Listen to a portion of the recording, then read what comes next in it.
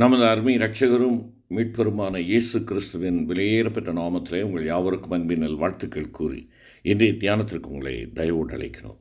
இன்றைய தியான பகுதி பரிசுத்த யோவான் எழுதின சுவிசேஷம் 1 அதிகாரம் 19 முதல் 27 வசனங்கள். பரிசுத்த யோவான் 1 அதிகாரம் 19 முதல் 27 வசனங்கள்.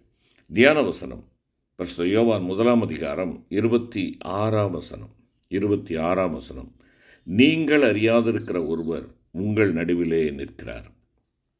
நீங்கள் அறியாதிருக்கிற ஒருவர் உங்கள் நடுவிலே நிற்கிறார். என்னை கேட்டுக்கொண்டிருக்கிற என் அருமையான சகோதரா சகோதரி, அன்பு கர்த்தருடைய பிள்ளைகளை, அடுத்த வாரம் இதே நாளில் நம்முடைய ஆண்டவராகிய இயேசு கிறிஸ்து பாலனாக வந்து அவதரித்த அந்த நாளை நினைக்கும் வண்ணமாக கிறிஸ்துமஸ் பண்டிகையை நாம் ஆசரிக்க இருக்கிறோம். எல்லா பண்டிகைகளிலும் முக்கிய பண்டிகையாகிய கிறிஸ்துமஸ். ஆதலால் இப்பொழுதெல்லாம் நம்முடைய மனதிலே கிறிஸ்துமஸ் என்ற எண்ணம் தான் அதிகமாய் ஓடிக்கொண்டிருக்கும். ஆண்டவராகிய இயேசு கிறிஸ்துவுக்கு மகிமையை செலுத்த நாம் பண்டிகைக்கு ஆயத்தப்பட வேண்டியது அவசியம்தான். வீடு வெள்ளையடிக்க வேண்டும், துப்புரவு செய்யப்பட வேண்டும், அலங்கரிக்கப்பட வேண்டும், எல்லாம் அவசியம்தான். ஆனால் அவருக்கு கனம் செலுத்த வேண்டும் என்ற பிரதான எண்ணம் நம்மிலே அதிகமாக இந்த நாட்களிலே இல்லையே. வீடை அலங்கரிக்கிறோம், புத்தாடைகள் வாங்குவது, உணவுகள் தயாரிப்பது, ஒருவேளை விருந்துகள் வைப்பது, நண்பர்களோடு உல்லாசமாக செல்வது, அந்த நாளிலே வெளியே எங்கேயாவது சென்று மனம் விரும்புகிறபடி நடப்பது, இவைகளெல்லாம் அக்கறை காட்டுவது தான் சர்வ சகஜமாக இருக்கிறது. அருமையான கர்த்தருடைய பிள்ளைகளே, நாம் அறியாதிருக்கிற ஒருவர் நம் நடுவில் எப்படி நிற்கிறார் என்பதனை பக்தியோடு சிந்திப்போம். முதலாவதாக, பண்டிகையின் பிரதானமானவர் நம் உள்ளங்களில் இருக்கிறாரா? பண்டிகையின் பிரதானமானவர் நம் உள்ளங்களில் இருக்கிறாரா? பண்டிகை பலகாரம் தயாரிப்பது, புதிய ஆடைகள் வாங்குவது, பட்டாசுகள் கொளுத்துவது, இவைகளெல்லாம் எல்லா சமய மக்களிடத்திலையும் காணப்படுவதுண்டு. நாமும் இவைகளையே முக்கியப்படுத்தினோமானால் நாம் விசேஷித்து செய்கிறது என்ன? வீட்டிலே குடில்கள் வைக்கிறோம். அந்த குடிலிலே பாலகனாகிய இயேசு கிறிஸ்துவனுடைய உருவத்தையும் ஒரு பொம்மையாக செய்து நாம் அங்கே வைக்கிறோம்.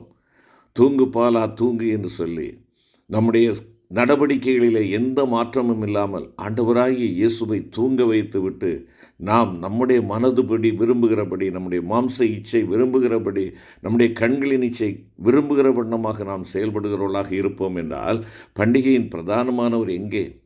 அவர் தூங்கிக் கொண்டு இருக்கிறாரா? அவர் தூங்கிக் கொண்டு இருக்கிறாரா? நம்முடைய விருந்துகளிலே, நம்முடைய செயல்பாடுகளிலே ஆண்டவராகிய இயேசு கிறிஸ்துவுக்கு இடம் உண்டா? ஒரு நாளிலே அருமையான சகோதரிகளாக, நண்பர்களாக, சிநேகிதிகளாக ஒரு கூட்ட சகோதரிகள் பெரிய ஒரு ஹோட்டல், ஸ்டார் நட்சத்திர ஹோட்டலிலே அவர்கள் அமர்ந்து சாப்பிட்டு கொண்டிருக்கிறார்கள். அப்பொழுது விடிய இருந்து அந்த ஹோட்டலுக்குள்ளாக வந்து ஒரு சகோதரி இங்கே இருக்கிற பிரதானமான ஒரு சகோதரியை பார்த்து மிகுந்த மகிழ்ச்சி அடைந்து கை குலுக்கினார்கள். என்ன இந்த நாளிலே விசேஷமாக, என்ன பார்ட்டி என்று கேட்டார்கள். அந்த சகோதரி சொன்னார்கள், இன்றைக்கு என்னுடைய மகனுடைய பிறந்த நாள், ஆகையினாலே அதை ஆசரித்து கொண்டாடும்படியாக நாங்கள் சிநேகிதிகளாக இந்த ஹோட்டலுக்கு வந்திருக்கிறோம் என்று சொன்னார்கள். வெளியே இருந்து வந்த அந்த சகோதரிக்கு ஆர்வம் தாங்கவில்லை. உங்களுடைய மகனை நானும் பார்க்கலாமா என்று சொல்லி கேட்டார்கள்.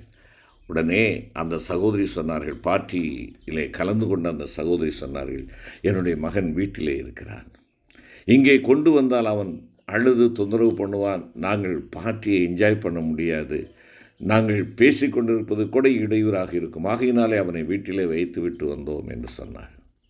இதுதான் இன்றைய நிலையாக இருக்கிறதா? யோசித்து பாருங்கள். நான் ஆண்டவருடைய பிறப்பின் மகத்துவத்தை, அவருக்குரிய கனத்தை நான் கொடுக்காமல், அவர் என் வாழ்க்கையிலே பிறந்ததாக நான் என்னை அவருக்கு அர்ப்பணித்து அவருடைய பிள்ளையாக நான் வாழ்வதை விட்டுவிட்டு, இன்றைக்கு பிறந்த அந்த இயேசு கிறிஸ்துவை எப்படி அந்த சகோதரி வெளியே வைத்துவிட்டு, வீட்டிலே வைத்துவிட்டு இவர்கள் என்ஜாய் பண்ண வேண்டும் என்று சொல்லி வந்தார்களோ, அதை போல இன்று ஆண்டவர் இல்லாத பண்டிகைகள் நடந்து கொண்டிருக்கிறதா? யோசித்து பார்ப்போம். நம்முடைய பண்டிகையின் பிரதானமானவர் நம் உள்ளங்களில் இருக்கிறாரா? நம் உள்ளங்களில் இருக்கிறாரா? இது ஆராய்ந்து கேட்கப்பட வேண்டிய ஒரு கேள்வி. அருமையான சகோதரனே, சகோதரியே, அன்று பெத்லெகேமிலே சத்திரங்களும் வீடுகளும் ஆண்டவராகிய இயேசு கிறிஸ்துவுக்கு கதவை அடைத்து கொண்டன. பெத்லகேமின் மாட்டுத் தொழுவம் ஆண்டவருக்கு வழி திறந்து கொடுத்தது. ஆகையினாலே சத்திரம் அல்ல, மாட்டுத் தொழுவம் மகுடம் சுட்டி கொண்டது. என்னை கேட்டுக்கொண்டிருக்கிற அருமையான கர்த்தருடைய பிள்ளையே, உன் வாழ்க்கையிலே நீ ஆண்டவருக்கு இடம் கொடுத்திருக்கிறாயா? நீ கொடுக்கவில்லை என்றால் அவர் உன் இதய கதவை உடைத்து கொண்டே உள்ளே வருகிறவர் அல்ல, அவர் கடந்து போய்விடுவார். அவர் கடந்து போய்விட்டார் என்றால் உனக்கும் எனக்கும் தான் நஷ்டம், அவருக்கு ஒன்றும் இல்லை. பண்டிகையின் பிரதானமானவர் உன் உள்ளத்தில் இருக்கிறாரா? அவருக்கு இடம் கொடுத்திருக்கிறாயா? ஆராதனைகளும் அருமையான பாடல்களும் நம்முடைய இந்த பண்டிகை காலங்களிலே இருக்கலாம். இவைகளும் பிற மார்க்கத்தவரிடத்திலே உண்டே. ஆனால் ஆண்டவராய் இயேசு கிறிஸ்துவை நம்முடைய இதயபூர்வமாக நம் உள்ளங்களிலே அறிந்திருக்கிறோமா, வைத்திருக்கிறோமா? அவர் என்னுடைய இருதயத்திலே உருவாகி இருக்கிறாரா? அவர் பிறப்பதற்கு நான் இடம் கொடுத்திருக்கிறேனா? நாம் நேரடியாக நம் உள்ளத்தில் அறிந்திருக்கிறோமா? எனக்கும் அவருக்கும் தனிப்பட்ட உறவு உண்டு என்று சொல்லக்கூடியவர்களாக நாம் இருக்கிறோமா? அல்லது இன்றும் நம்மை பார்த்து யோவான் ஸ்நானகன் நீங்கள் அறியாதிருக்கிறீர் என்று சொல்ல வேண்டியது இருக்குமே? ஆண்டவராகிய இயேசு கிறிஸ்து ஒரு சிலரை பார்த்து கையினால் சுட்டி காட்டி, இதோ என் தாயும் என் சகோதரரும் இவர்களே என்று சொன்னது போல் நம்மை பார்த்து சொல்லுவாரா? நாம் எப்படி அவரை அறிந்திருக்கிறோம்? இரண்டாவதாக நாம் பார்க்கின்ற ஒரு காரியம், அறியாதிருக்கிற ஒருவராகவே நம் குடும்பத்திலும் வாழ்க்கையிலும் இருக்கிறாரா? அறியாதிருக்கிற ஒருவராகவே நம் குடும்பத்திலும் வாழ்க்கையிலும் இருக்கிறாரா? பண்டிகைக்கு ஆயத்தப்படுகிற அருமையான திருச்சபையே, அருமையான கிறிஸ்தவ சகோதரனே சகோதரியே, பண்டிகை ஆயத்தப்படுத்துகிற நாம் நமக்கு அருமையானவர்களை, நாம் அரிய நண்பர்களை, உறவினர்களை நம் வீடுகளுக்கு விரும்பி அழைக்கிறோம் அல்லவா? அல்லது வாழ்த்து செய்திகளை அனுப்பி வைக்கிறோம். இது நல்ல பழக்கம்தான். இவைகள் யாவரும் அனைத்து மதத்தினரும் இது செய்யக்கூடிய ஒரு காரியம்தான். இதிலே நாம் விசேஷத்தை செய்கிறது என்ன? சற்று நாம் யோசித்து பார்ப்போம். நம்முடைய குடும்பத்தில் அறியப்பட்டவராக இருக்கிறாரா? நம்முடைய வாழ்க்கையில் அறியப்பட்டவராக இருக்கிறாரா? என்னுடைய தனிப்பட்ட வாழ்க்கையிலே அறியப்பட்டவராக, என்னுடைய குடும்ப வாழ்க்கையிலே அறியப்பட்டவராக, சமுதாய வாழ்க்கையிலே அவர் அறியப்பட்டவராக இருக்க வேண்டுமே. மனம் திரும்பி வந்த குமாரன் தன்னுடைய சொந்த வீட்டில் தகப்பனார் கீதவாத்தியங்களும் நடனக்கழிப்பும் பிரமாதமாக இருக்க ஏற்பாடு செய்தார். ஆனால் மகிழ்ச்சியான நிகழ்ச்சி நிரலில் உச்சக்கட்டத்தில் தகப்பனார் வெளியே போக நேரிட்டது. காரணம், மூத்த குமாரன் கோபப்பட்டு கொண்டு வெளியே நிற்கிறான். இந்த தகப்பனார் போய் அவனை வருந்தி அழைக்கிறார். மூத்த சகோதரத்தில் அன்பு இல்லை. அவன் தகப்பனாரின் உள்ளன்பை மூத்த மகன் அறியவில்லை. ஆம், ஆனால் தகப்பனோடு இருந்தான். தகப்பனுக்கு கீழ்ப்படுகிறவனாக, தகப்பனுடைய பணிவிடைகளெல்லாம் செய்கிறவனாக இருந்தான். ஆனால் உடன் பிறந்தவனுக்கும் அவனுக்கும் உறவில்லாத ஒரு சூழ்நிலை இருந்தது. அன்பற்றவனாக இருக்கிறான். தகப்பன் அவன் தன்னுடைய இளையகுமாரனை மகனாக பார்க்கிறான். ஆனால் அண்ணன் எப்படி பார்க்கிறான்? அவன் வேசிய இடத்திலே தன்னுடைய ஆஸ்தியை அழித்து போட்டவன், அவன் ஒரு துன்மார்க்கன் என்பதாக பார்க்கிறான். இதை கேட்டுக்கொண்டிருக்கிற அருமையான சகோதரா சகோதரி, இன்று நீங்களும் நானும் மற்றவர்களை பார்க்கிற விதம் எப்படிப்பட்டதாக இருக்கிறது? அவரிடத்திலே என்னுடைய அன்பு செலுத்தக்கூடிய நிலையிலே நான் இருக்கிறேனா? இல்லை என்றால் அவர்கள் ஆகாதவர்கள், தீர்ப்பானவர்கள், பாவிகள், துரோகிகள் என்று சொல்லி நாமே அவர்களுக்கு ஒரு நியாய தீர்ப்பு கொடுத்து நாம் அவர்களை ஒதுக்கி விடுகிறவர்களாக இருக்கிறோமா?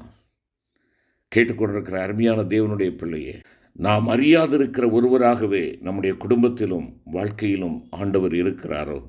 நாம் மெய்யாகவே அவரை அறிந்திருப்போமானால் இந்த காலத்தில் யாவரோடும் நாம் வெறுப்பவர்களையும், விரோதிப்பவர்களையும், நம்மோடு போட்டி போடுகின்றவர்களையும், நமக்கு தீங்கு செய்தவர்களையும், நம்மை ஏசி பேசுபவர்களையும் மன ஒப்புரவாக்க வேண்டும்.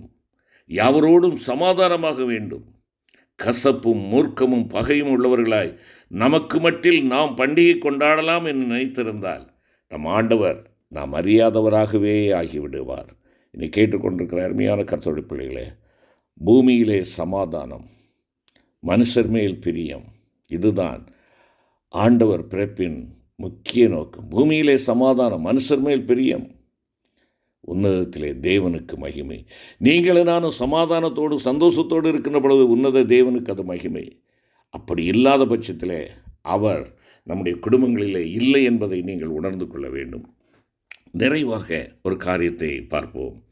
நம் நடுவில் இருக்கிறவர் நம்மை பார்த்து வாருங்கள் என்று அழைப்பாரா? அல்லது உங்களை அறியேன் என்று சொல்லுவாரா?